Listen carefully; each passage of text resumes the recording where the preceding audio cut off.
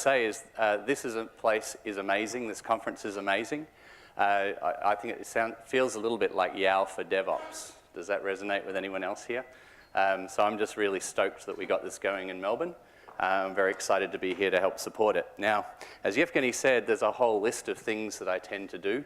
And I have moved from like IT R&D to IT operations to marketing to sales. And I don't know if that's an evolution or a devolution. But given the current audience, let's just say I'm devolving. But one of the advantages of that journey is that I've had to try and explain things at a higher and a higher level. So what I'm going to do at the end of this presentation, after the conference, I'm going to share all these raw slides with you, okay? Because I think there's a lot of good slides in here for explaining what we're trying to do higher up. Bring it up a level, bring it up a level, bring it up a level. Because I think when we talk about DevOps, we use English words, and the people we talk to glaze over because they can't actually parse the sentence. So I think some of these slides will hopefully be useful. I have 73 slides and 45 minutes, and I have some fun live stuff to show you. So I'm going to go really fast. Questions on Slack? Happy to answer anything on topic. Cool, so Kubernetes, serverless. I struggled with this title quite a lot. Do I call it serverless? Do I call it no-ops? Do I call it low-ops? So essentially, serverless is no-ops, right? No. No, it's not. There is absolutely no such thing as no-ops. There is no such thing, thank you, right? There is no such thing as low-ops, but there is such a thing as scalable ops. And this is where we don't have to go around handcrafting every frigging machine that goes out there, right? And we want to just template and scale and do what we can fast, better, faster, cheaper, right?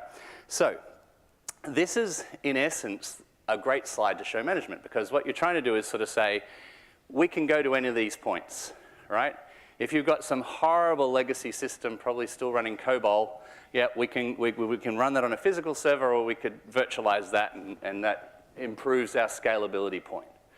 Or we could probably try and containerize that somehow, and then that improves our scalability point. Or we could go find somebody who's written, some sort of platform as a service for it and scale it better. Or we could, God forbid, write a cloud function in COBOL, and we're off to the races, right? And so at the end of the day, you kind of take every single system you have in your stable and you go, where can we take this to, and what are the advantages for us operationally, and what is the advantage for the business? So that's a good slide. The second thing, a lot of these slides are stolen from Google Cloud Next 2017. There are some product stuff there, but if that offends you, just imagine other people's products, or your own products, or open source products, and we'll all be happy. Most of our stuff's open source anyway. So, work. Cool. This is Tony. Tony is somebody who can understand all of those words, but isn't able to parse the sentence. So we're trying to explain virtual machines and load balancing. So too much load on one machine, load balance. Sweet. Understand. Next, we've got multiple virtual machines, but they're over-provisioned, so that's wasted money. So we can tidy that up with containers. Okay, so we've got containers running, but there's still some wastage in there. Sweet. Wastage. Still money, still improvements, still stuff we can do to scale our operations. So we got rid of the virtual machines and we're just going to run containers now. That's great. Tony, sweet. Cool. There's still wastage, so over-provisioned. So let's go microservices. Cool. What does Tony think? Sweet. Too fast. Containers. So the microservices still have wastage. We can go to functions. Functions can still have wastage. But let's look at this way. We're going to build a booking system. This is more of a real-world example. We're going to take orders. So put in your mind Uber or something like that, right? And we're going to send that to storage temporarily, and we're going to do some indexing on those orders, and we're going to want some authentication and database networking, blah, blah, blah, blah, blah. Then we're going to have a system for doing the same thing in invoices, and so we set all that up on a machine, and we go, oops, we've got duplication. That's going to be a pain in the ass as we grow up. So let's find another way of doing it. So we can say, instead of that, we're going to create Microservices API. We're trendy now. Everybody likes us. We can centralize everything there. That's very, very cool. But there's still a problem with it. And the problem is that that is going to require us to stand it up and keep that there all the time. So we could do better than that. So what we'll do now is we'll send the events to storage, and we'll have an event trigger the stand-up of the microservice. Looks very good, right? But when we look at that operationally, we go, well, this utilization is good, not much wastage, but that service is only getting called on events, so it's sitting there on a machine, and it's using very little, and there's lots of wastage. And that's really where sort of cloud functions come in to kind of shrink that up. So we all cool with that? That's Tony's journey. That's how we sort of look at it again. You can come and explain to management what you're doing. This is an overlay slide that you can steal as well, which converts it all to Google products. You could do the same thing with other cloud vendors, or your own stack, or your internal words that you put in here that just sort of show how it all works and how it all scales. So hopefully the journey of Tony, and these slides are a good way to explain all that. I'm going to really race through some of these products very, very quickly. First of all, we have, when my clicker works, we have Google Compute Engine. It's a VM. Everyone gets Compute Engine. It's like EC2. It's like, the Microsoft person will tell us what the Microsoft equivalent is when they come up. The big difference with Google is you can have fully customizable machines, so you can slide how many CPUs you want and what kind of memory you want for the machines. You can run pretty much any of those operating systems there, including Windows. Or you can import your own Linux instance. Lots of people using it. Big ones are sort of Spotify and Snapchat use it extensively. There's a ton of others up there, and you can use it for all different sorts of things. So it's just basically either I've got a bunch of legacy stuff, or I really want to tightly control what's going on. But it is also a foundational building block for everything else we do. So yeah, that's Compute Engine, but Container Engine runs on top of Compute Engine, and App Engine runs on top of Container Engine, and functions run on top of that. So we'll go into those quite quickly. So we run Container Engine. It is powered by Kubernetes. It runs Docker inside Kubernetes. Really quickly, Docker Swarm or Kubernetes, hands up, Docker Swarm. There's a few of us. Hands up, Kubernetes. There's some of us. Docker Swarm, really, really easy. Kubernetes, really, really scalable. Harder. You know, play with them both, right? Don't just play with one technology. Don't just play with ours. Have a look at everything and see how it works. But really quickly, instead of running on virtualized machines, we have dependencies. We can run inside containers that don't. The best way I've thought of explaining this is works on my machine isn't good enough. And that's sort of what happens, sometimes with a Docker Swarm. It works really, really well in development, and then you put it into production. So the idea is that you have to ensure it works everywhere in any condition. And if you're setting up your Docker Swarm, you need to do that. And if you're setting up Kubernetes, you need to do that. It's not good enough that it runs on a particular type of operating system. So container images contain app code and dependencies, and with clever things like Docker, you can pull entire images up, so it's really fast to do some things. Kubernetes has pods that contain containers. They also contain data volumes and some networking rules. And the benefit of this is twofold. You can keep the data related to your containers close. It can persist even when the containers pass on and are re-replicated. And if you think about it, that keeps the cost down as well, because you don't have not only the latency, but you don't have all of the power running the networking to connect all these things together. So it's cheaper. We have master nodes with replication, API servers, replication controllers. They can talk to worker nodes, which are those pods which contain containers and data volumes and networking. There are high availability. I keep pointing at that. I should be pointing over there. There are high availability configurations of this. You can do high availability load balancing, which basically gives you sort of worldwide multi-region single IP address. That basically means any part of the data center network can go down and it'll still work. You can set up Kubernetes and Kubernetes cluster in a very high available setting. Really boring, but you can read about it. That's exciting, but I don't want to go on about it. So scaling. Some of you may have seen this slide before, but it's going to be a quiz, interactive. So this is an app that was launching. This was their target traffic. This was their worst case scenario estimate. And this is what happened when they went live. Cool. Anyone know what that app is? Pokemon Go, yeah, very, very good, well done, Pokemon Go. Now, what would have been worse is if that blue line was in reverse, descending into the depths of green, and you had done all your own dedicated hardware up to the red line. And so one of the things I talk about with all this sort of technology is you may never intend to persist production in the cloud, but damn is it a good way to try and work out what your initial capacity is going to be. And then you can play around with hybrid and then bring it all back in-house if you want to do that. But this way, you're risking virtually nothing, and it can scale far above anything you've planned in terms of capacity. The other thing is, this is around containers, but it gives you scalable operations. So any guesses as to which company has this graph, core ops team versus containers in production? Yeah, everyone, but specifically us. So that is sort of how we've had to scale our operations team. So you see operations continues to hire headcount even though we're using all cloud services. It just doesn't go away. So the next big reason to do all this is business continuity. So with a combination of Docker and or Kubernetes, you can actually get your code running across all three major cloud providers and your own data center, which gives you probably the best considerable business continuity you could possibly imagine. So what are the odds your data centers are going to fail and all three cloud vendors are going to fail? I think if we're in that, we're talking apocalypse, probably zombies.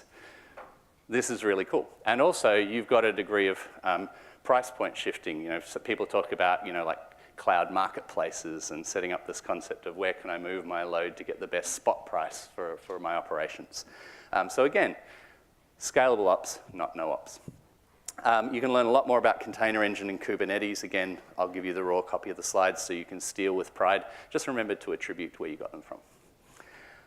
Google App Engine. So App Engine is what we released first in about 2008, and we kind of just went, use App Engine, we use it, it's all fantastic, but we didn't have virtual machines, and we didn't have cloud functions, and we didn't expose our containers. And so we've kind of corrected that now, but this is still, in our mind, a really awesome way to do it because you can get managed app engines like, you know, things like Cloud SQL or other apps that you want to run, and you just want to get that version and have it run and don't have to worry about it too much. We run hundreds of billions of container requests for other people every day, and through App Engine, and we run tons of stuff for ourselves as well. So App Engine has developer tooling, logging, monitoring, auto-scaling, IAM, and security, and custom domains, high availability versioning, progressive rollout, A/B testing, and portability. If you haven't looked at App Engine, do. It is very good. Great for dynamic web applications, APIs, mobile backends, Internet of Things. Really easy to deploy stuff in App Engine. I'll let you read the docs, but that's an Express app being deployed. You can use Go, PHP, Java, Python, Node, .NET, Ruby, and other languages. So cloud functions at the top of the stack. So the idea here is external services emit an event we're listening for, we trigger the running of the function, we charge in 100 millisecond buckets. I think we should bring that down to 1 millisecond, but I need to talk to pricing. Node.js runtime at the moment, multiple event sources. So you can run it off of PubSub, which is a publish, subscribe queuing service or storage, logging, monitoring, debugging, et cetera, running Debian, Node 6.91 at the moment. ImageMagick pre-installed as well, if you like doing image stuff. And auto-authenticated between your own functions and other things you want to do, so you can connect to your own other services or our services. So really good trigger one. HTTP functions and background functions. You can trigger off again PubSub or storage. You can support callbacks or promises. What you get, HTTP endpoint, fully qualified domain name, dynamically generated SSL certificates, and auto-scaling built in. So this is the lifespan. When you go deploy, it zips it up if it's through the CLI. It installs it, it installs any required dependencies that it's aware of, it creates a version, it does a health check, and then it progressively moves stuff across to the new version. There's some good demos you can see in the Google Cloud Next stuff. Pooh, so I'm almost there. There's an emulator, so you don't have to do it on our stuff. You can download the emulator and have a play, and you know you're not giving anything to Google in using the emulator. You run Wireshark and check. Google Cloud Services. Someone laughed. There again, that's how it all sort of stacks up. How am I doing for time? I think I'm doing all right. Again, that's the slide that I think tells 1,000 stories, and you can tell 1,000 stories about your own organization with that slide. So, fun stuff with Google and a party hat. I put these slides in because of the talk that John Willis gave yesterday on, a lot of people talking about site reliability engineering, and I thought I'd go into how we do our own engineering practices in a little bit more detail. Everything I'm going to say has been publicly said before by Google, but sometimes it's useful to have a human search engine to tell you what's okay to, where it all is, right? So we prototype relentlessly. Prototyping, what is it? You start with blocks of wood and paper and wood glue and pom-poms and pipe cleaners. Everything gets built as a craft exercise from day one, and then you hand it to people and you see what they think of it, and you get user feedback, and then you gradually improve the infrastructure. So nothing is built to scale to 1 billion users on day one. It doesn't scale to any users, it's a block of wood. And then if you look at the Google material design specifications and some of the other things, you can see how it's really easy to move from a block of wood and some paper and wood glue to the material design specifications, and then how you can start doing things lightly, maybe at the top of that, with functions, and just everything's wired together, and it's ugly as all hell architecturally, but at least it's working and we can get user feedback. And then we ironclad it and ironclad it and ironclad it and scale it. So we're trying to build the right it before we build it right, is the way. Test everything. Everything is a hypothesis. We heard that great story about Amazon and the recommendation engine. Without that recommendation engine, we might not have to compete with Amazon Cloud. So I think that's a really good advertisement for testing everything. We use ILI and OLI, initial level of interest and ongoing level of interest. You can convert it into 1,000 different things. Daily active users divided by monthly active users, things like that. But if initial level of interest isn't good enough, we shut it down. If ongoing level of interest falls too low, we shut it down. So we not only shut it down, but most of the time we decommission all of the back end and stuff we built to build it in the first place, because that would be legacy tech debt if we left it lying around. Who used Google Wave? Who really liked it? Who cried when they shut it down? Yeah, so we didn't have enough Ollie. There was not enough people who were continuing to use it, but all of that stuff didn't get deleted. It got built into Google Docs collaboration, so all the real-time collaboration on Google Docs is run by Google Wave, our successor to Google Wave. You can read a lot more about all of that at prototyping.org. This is really interesting. So one of the big things about Google is it's a company run by engineers. Larry, Sergey, and even Eric Schmidt are engineers. So this is how we assign our development priorities. So we get all of the priorities from the business, votes from anyone who's interested, like literally anyone can vote on this stuff if they have an opinion. We get information from clients, we get impact assessments. We put it all in a stakeholder ranking system, which is just a giant Google sheet, I think spreadsheet. And then everyone votes on this, and we stack rank everything, and then engineering decides what they want to do. This is critical. So it's not a product manager saying you must do this. The product people get a vote. The engineers decide what gets built and in what order. Because if you built feature number 3, it might completely bust your scalability in your operations. So we just might ignore number 3 and do 1 to 10, ignoring number 3. And I think that's absolutely critical, but we also report on what percentage of time is being spent fixing bugs, doing infrastructure, which can be building new things or tearing down things that didn't work, what's available for new features and what's currently allocated, and that's sort of how we do feature assignment and allocation and prioritization. We use a single source code control system. You can read a lot about it at that link, but I highly recommend it. You have access to the source code control system. You have access to the source code. You can build anything. We do trunk-based development, so everything's committed on a single trunk, and then we pull off cherry pick for releases. You can read a lot about it there from us and ThoughtWorks. We have open sourced our build system called Bazel. You can go read about that. And a few people mentioned this site reliability engineering book the other day. Really good book. It's free. You can also pay for it and reward the authors. But it's free, so there's no excuse not to read it except you're really busy. So the site reliability engineering stuff, a few interesting ideas about it is, one thing I quite like, I have a security background. We have 650 security engineers at Google, and they write attack bots. So they don't approve releases, they write attack bots and say, release if you dare. So the concept is if you can get past the fleet of attack bots, you're probably secure, which is good, right? So well worth a read. We use release trains like Spotify. If you haven't watched Spotify's engineering culture, it's an awesome read. I think you mentioned it yesterday, didn't you?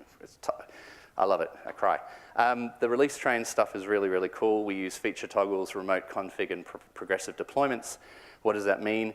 So if we're doing everything on a single trunk and we're cherry picking a release, we configure who gets that release. So even though I'm running alpha versions of all the stuff on your phone, you don't have the configuration set up to access it, but you're actually running against the same code base in essence. And then we toggle on the features and change the audiences that get to see the app. So we don't have to worry about all these different friggin' versions everywhere. We do have to worry about configurations. How do we measure developer performance in a DevOps sense? It depends. So all of these products up there have over 1 billion users, including Google+, so don't tell us it's dead. The new properties that have maybe only 10,000 users, we care a lot about user growth, velocity of features, launch frequency. We don't really care about release stability and resource usage. If you've used a new product from Google, you know that. If we've got over 500 million users or a sufficient number of millions of users, we care a lot about release stability and resource usage and optimization. We care a lot about revenue per user metrics, and we care a lot about velocity of, we care less about velocity of features and launch frequency. So you know this already, but if you're dealing with like a core system that needs to be security certified, it's not entirely within your call. And we've got systems that have to be certified by the US military and HIPAA from a security standpoint, so that they're not being released multiple times a day. So the other thing is there's no point measuring velocity on that at all. And also if your ILI or OLI falls too low and you're shutting it down, do you just take all that velocity away? So I hate velocity. I think velocity is a useless way of measuring anything. And we will make up the number of points anyway. We know that. So shut it down whenever you can. So a couple more things. I want to talk about big data with Google and Google Cloud. So in addition to that stack of things you can do, here is basically the architecture for Pokemon Go or any app. And we use this pattern repeatedly. Your app is either going to use PubSub like Pokemon Go, or it's going to write log files like maybe Google Analytics will write log files. That will go to something called Dataflow, which is MapReduce 2.0. It's the new version of MapReduce. It's basically MapReduce with a MapReduce optimization engine. You say do things in parallel and then group by key. If you haven't looked at Dataflow, it's very cool. You could also use Dataproc and run your own Hadoop. But why would you if you can use this? And then you put it in either an unstructured way in Bigtable, or you put it in a structured format in BigQuery, which integrates with Salesforce, SAP, and pretty much anything that can speak ODBC. And then you can pull it out into visualization. But equally, when it's sitting in BigQuery, which is a petabyte data store that can return like 100 billion rows in 11 seconds, you can also run your own data analysis on it in Data Lab, or you can build your own machine learning models, and you can publish those machine learning models as APIs that your developers can call, so everyone stops trying to do machine learning on their own. And when you look at that pattern, you can see it repeated in our Internet of Things target architecture, so you can see whether your devices are constrained or they have a screen. They send messages to PubSub, to Dataflow, to BigQuery, to Data Lab, to machine learning, to produce APIs, to run more apps. And you see that repeated again and again and again and again. And then there's container engine over there as well. So have a look at that, the Internet of Things real-time streaming architecture. I think it's a really great target architecture pattern. So that's the first part of the presentation. How are we going for time? All good. All right, so fun stuff, more fun stuff. So I hope the first part is sort of showing you that you can come to wherever you need to and explain that to your management, and then there's a bunch of stuff you can do as patterns on top of that that lets you do amazing things without necessarily having to scale your ops up. So there's more fun stuff. So Android, Chrome, physical web. Android, not only phones, but auto. Android for things, which I'm playing around with Raspberry Pi at the moment. There's Android Pay. Chrome isn't just a laptop technology. There's like in-store, in-branch screens that you can play with, and you can link the point of sale to the Android Pay, to the phone, to the app. You can even link, things like parking meters to the phone, to the in-store validation back. You can track people through malls, shopping center, through Wi-Fi, Eddystone. You can trigger messages with the Nearby app. A lot of different stuff that can all be integrated together into one system. You can plug into our maps and logistics software, and you can run your own hub and spoke last mile delivery system, where you can basically say, where are all my deliverers, where are all the jobs, link them up, reroute using real-time traffic information. That's DHL, but there's a ton of others using it. Uber was using it originally, and they've swapped to their own tech now. Cloud machine learning. How many people saw AlphaGo and the machine learning challenge defeating? One person, that was a few people. I thought that was really cool. It's like the first time I've seriously been excited by a live Go match, but it was fascinating to watch. We've open sourced all that code at TensorFlow. So if you want to know anything about how our stuff works, have a look at TensorFlow. Kubernetes has 1,000 contributors working on it at the moment. It's in the 0.0001% of GitHub projects. TensorFlow has 4,000 active contributors on it at the moment. Pretty much anyone in the world doing a PhD in computer science and machine learning is contributing to TensorFlow. I must guess at that number. But it is amazing stuff. You can take it, you can download it, you can compile it and run it on your own servers. You don't have to use ours if you don't want to. Learning TensorFlow helps you learn Google's cloud machine learning as well. We have built a ton of stuff with it that I think is really worth using. If you're doing anything like speech, natural language processing, translation, definitely use our stuff. If you're doing vision API stuff or video analysis stuff, use our stuff as well. Who's used Google Photos? Tagging, awesome. How many people like Google Photos? Pretty much everyone, that's good. Good Ollie, they'll keep it alive. The Vision API is what's powering that, and the 400 hours of YouTube video that are uploaded to the internet every minute are all going through the video API, which is basically frame-by-frame analysis. Nest uploads 6,000 hours of video a minute to our servers as well, and we do that frame by frame by frame as well. So I want to give you a brief demo of speech, natural language, and translation using the Google Home unit. So this is it. This is the Google Home unit. Who's played with Alexa? Quite a few people. It's good. I really like working with smart people, so it's good. So this is our version of Alexa, but it's sort of contextually aware. And it's using all of those aforementioned APIs, except vision and video, obviously. So I can say, OK, Google, how far is it to the moon? The moon is 384,400 kilometers from Earth. All right, we've got Google Maps. OK, Google, how long to walk there? About 9 years. There you go. The mission is trained like an astronaut. So it's a spacewalking thing. But it's contextually aware of the first sentence and the second sentence. But I can also do things. This is an American unit, purchased in America, plugged into an Australian PowerPoint via an adapter. It's not configured for Australia at all. But if I say, OK, Google, who won the grand final last year? In 2016, the AFL Grand Final was won by the Western Bulldogs. OK, Google, who was the coach? Luke Beveridge coaches Western Bulldogs. OK, Google, is he married? He's married to Dana Beveridge.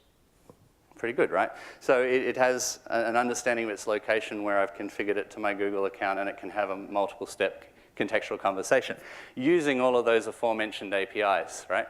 And so if you can call these APIs 1,000 times a month and not pay us any money, right? So you want to take 1,000 call center recordings and put it through the speech API and the natural language API and see what it makes of it. Have a play. Just Google those and API and you'll find it. So definitely have a play with that. If you're building any chatbot for Alexa, Cortana, Facebook, Twitter, Slack, Twilio, Cisco Spark, did I say Cortana already? Then have a look at API.ai. The concept is you're kind of splitting it, you're abstracting it. You're saying API.ai is going to manage all the conversation state, and then I'm going to integrate with Google Assistant, Cortana, Alexa, Slack, Twilio, so forth, Facebook. And so you do that once, and then all you need is a webhook, right? So you heard a lot about Amazon's functions and our functions today, so how hard is it just to create a webhook in a cloud function and get a chatbot working? And I've done like 3 hackathons for various Australian organizations who've gone, use API.ai, write your chat interface there, create a webhook and a cloud function, done. And as opposed to, this is a new channel, a completely new user interface, everybody's freaking out, what's our strategy for this, what happens if they launch this in market, what happens when Amazon Alexa comes, are we ready? It's actually really easy, webhook, cloud function. So have a play, API.ai and any form of cloud function. Self-driving cars, is this okay? I know it's still sort of, it's not really DevOps-y, but is this interesting? Hands up if you want to see this. Oh, everyone wants to see a self-driving car. Cool. So this is what's called a level 5 self-driving car. 18 months ago, you can find the video on YouTube. Just search for blind man, Google driverless car, Texas. So this drove through the streets of Austin, Texas. It came to the blind man, picked the blind man up, took him to shops, took him to a park, took him home. There was no police escort, no one sitting in the driver's seat. There wasn't even a steering wheel or brake pedals or anything else. So this is literally Johnny Cab, right? And it's very pretty. It's got a smiley face. How could you not like that, right? So that's sort of, you know, our sort of, that's 18 months ago, right, from our perspective. So it's definitely happening. That's sort of what it looks like now. It's taking a lot of radar and sensory information and images from and trying to match a whole bunch of stuff together and work out where everything's going. It's doing a pretty good job if it can drive around public roads without an escort. Here are the 33 multinational organizations working on autonomous vehicles. So when there are this many people working on autonomous vehicles, it's going to be a thing, right? Anyone think it's not going to be a thing? All right, cool. If you go look at Recode, they have a timeline for when it's going to happen, which I think is a reasonably conservative timeline and then probably worth planning around that sort of timeline. So now we've got driver assist, 2020 to 2030 we get semi-autonomous vehicles, and it's completely fine regulation-wise to take your steering wheel, your hand off the steering wheel while you're driving on a freeway.